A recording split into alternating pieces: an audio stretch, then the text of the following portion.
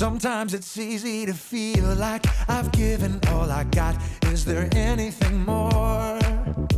I get down, get stuck, boxed in, locked up. I gotta get moving, moving. Gotta get moving, moving. And all I see right in front of me are endless possibilities. Birds flying high and the planets in the sky. So creative, so innovative. How the river flows and how the grass grows. So creative, so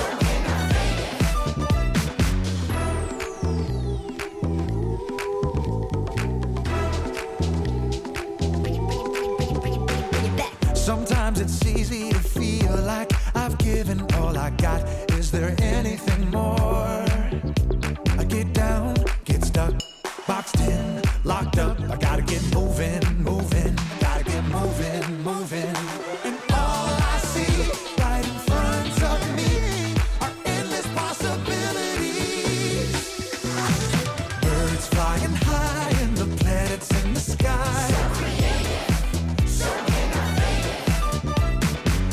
The river flows and how the grass grows. So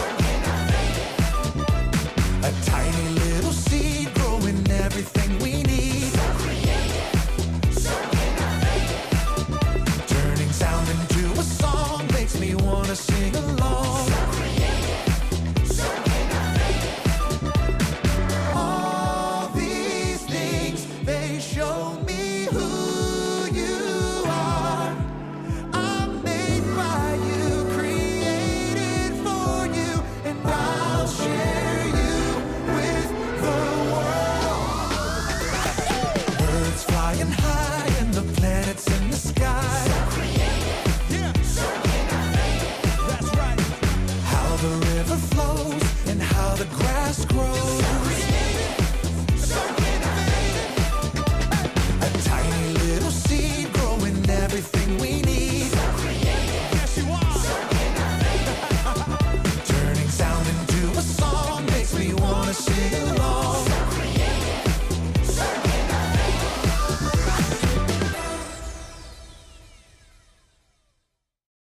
Ooh, yellow is such a happy color. Hey, green, don't be jealous of how happy yellow is. You're just as awesome. Welcome to Story Lab. This week, we're talking about creativity, while we take a look at the story of a prisoner who used what God gave him to solve a huge problem. Hello, Red.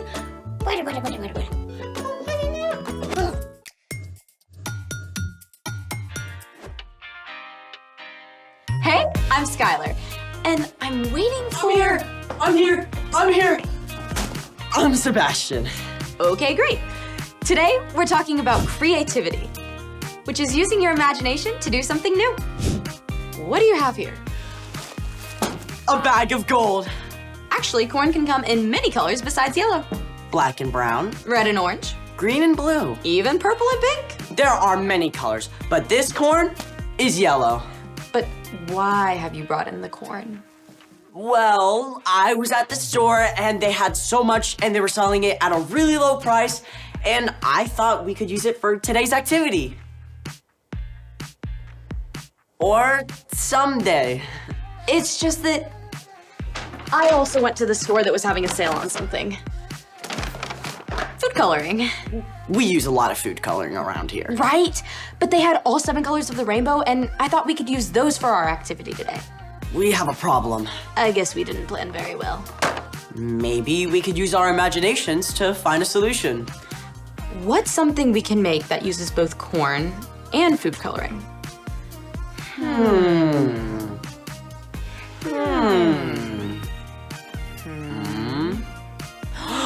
Rainbow popcorn! Let's make it!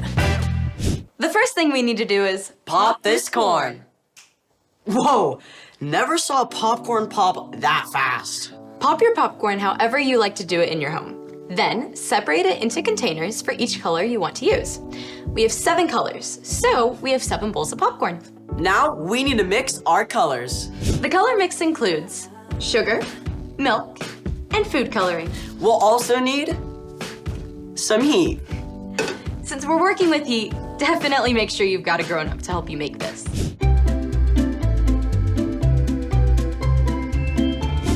Let's mix our colors. First, we need 1/3 cup of sugar. I love sugar. Me too, maybe a little too much. And we pour it in. Next, you need 2 tablespoons of milk. 1. Ooh. And 2. Finally, we'll need the food coloring. Let's start with purple. Yes, purple. Alrighty. Mix while you add the color. Add as much as you need to make sure you get the color you want. 3 to 4 drops. That purple looks amazing. You want to mix until you can't quite see the sugar granules anymore. It might take 2 or 3 minutes. When it's ready, we add the popcorn to the color, 2 to 3 cups at a time. And we stir quickly to spread the color around. All right, ready? 3, 2, 1, go. Let's go.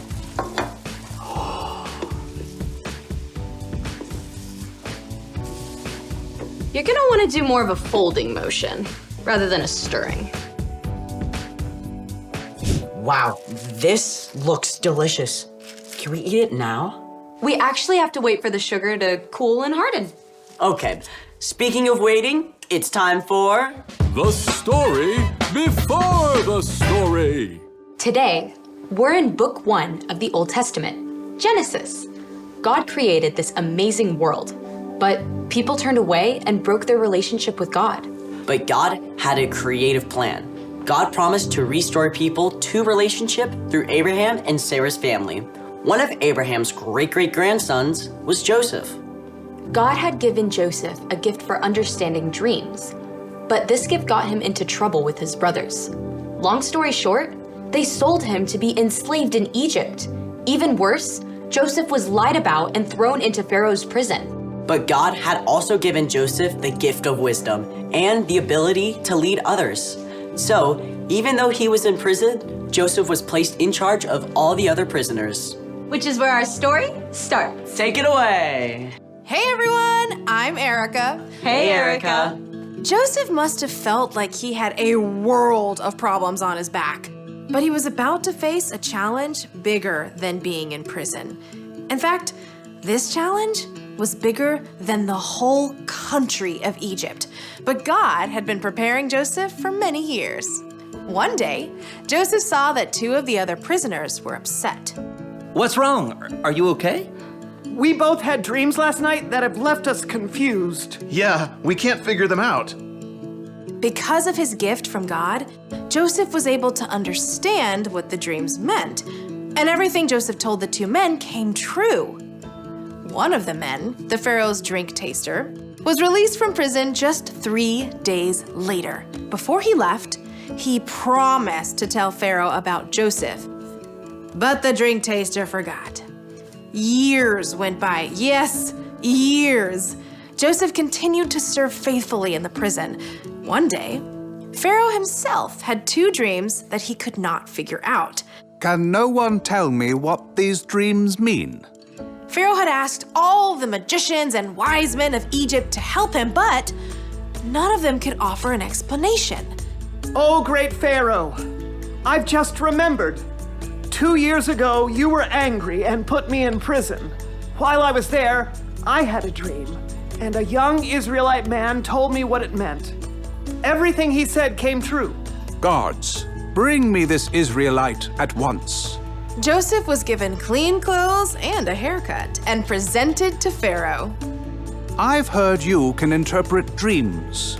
I can't do it. My God is the one who knows what dreams mean. Good enough for me. Here is my first dream. I was standing at the edge of the Nile River. 7 healthy cows came out of the water and started to eat. Then 7 bony, unhealthy cows came out of the water and ate the healthy cows, but stayed just as bony as they were before. Pharaoh also explained the second dream, in which the same thing happened with heads of grain. Now, young man, what do you say?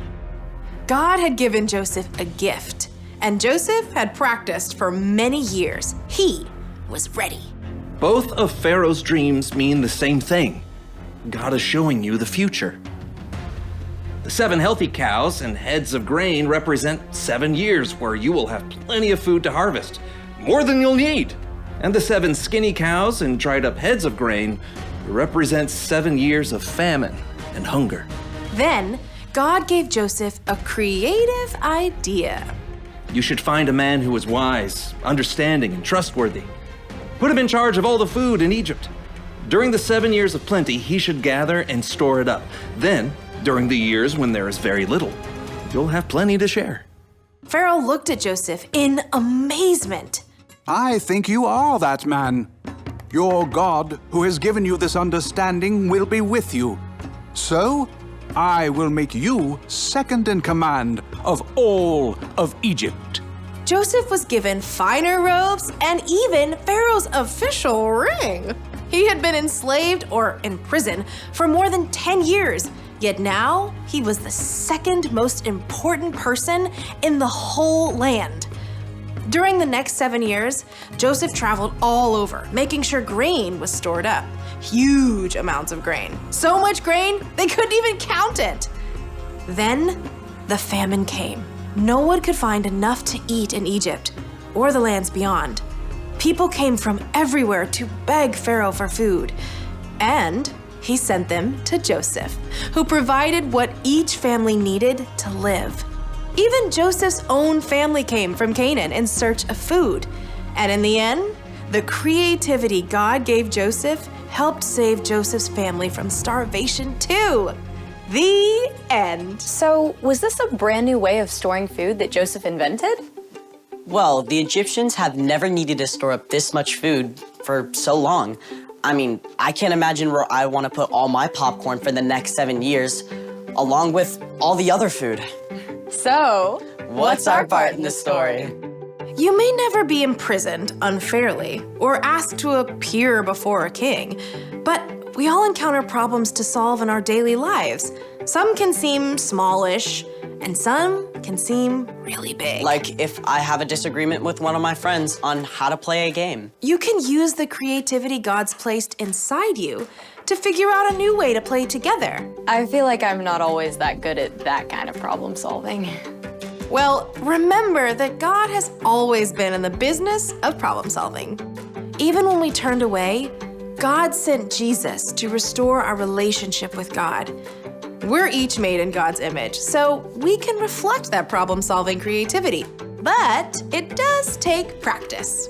Joseph had to practice his gifts for years before he found himself in front of Pharaoh. So what if I don't know what my gifts are? Well, you can use your imagination to help you figure this out. Think of things you do that seem to make others happy. Maybe writing a story or planning a party. I like making snacks for my friends. I like helping people organize things. Sounds like you're on the right path. See you next time. Bye. Bye, Erica. So here's the thing. You can use what God gave you to solve problems. Just like Joseph did. Just like we used our imagination for Rainbow popcorn. Do you think we should eat it all now or save some for later? We should definitely save some for later, or you're gonna need a creative solution for a tummy ache. Yum. Thanks for joining us in the Story Lab. See you next time. Let's go. Yes. First time.